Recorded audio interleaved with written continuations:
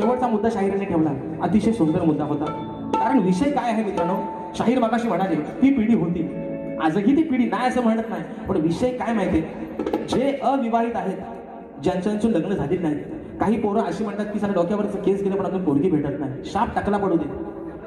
काय म्हणतोय, ज्यांच्या पडल्या केनीवरनं हात नका फिरू. पण मी काय म्हणतोय, शाप डोक्याची केसा शाप जाऊ देत. मुलींसाठी पण सांगतोय, माझ्या माता बहिणींसाठी पण सांगतोय, निश्चित लग्नाचं वय होऊन जाऊ दे, पण आयुष्याचा जोडीदार हा चांगला निवडा. नाहीतर विषय काय, जर मनाविरुद्ध एखाद्याचं लग्न झालं तर संसाराची गाठ मात्र ही एकदाच बांधलेली असते, पण साला त्या सरणावर झोपेपर्यंत माणसाला कॉम्प्रोमाइज करावी लागते.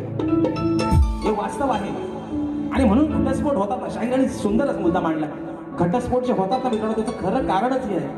विषय काय बघा, एखादा माणूस दिवसाला 200 रुपये कमवून आणणार असू द्या, एखादा दारू पिऊन गटारात पडणार असू द्या, पण साला त्याची बायको त्याला कधी सोडून जात नाही. पण शिकली सवरलेली बायको मात्र त्याला दुसऱ्या वर्षात सोडून जाते. हा इतिहास आहे या कलियुगाचा. बेवड्याची बायको कधीच त्याला सोडून जात नाही, कारण तिला माहिती कसा बसा असू दे, 2 पोरांची आई मी आहे, भले बाप एवढा निघालाय, पण माझ्या पोरांचं पालन पोषण मला करायचंय. लाजेपोटी नवऱ्यासोबत संसार करते.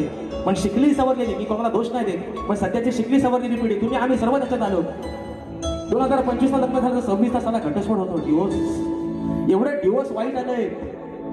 म्हणून म्हणते विषय काय आहे, शाहीर सुंदर मुद्दा मांडला.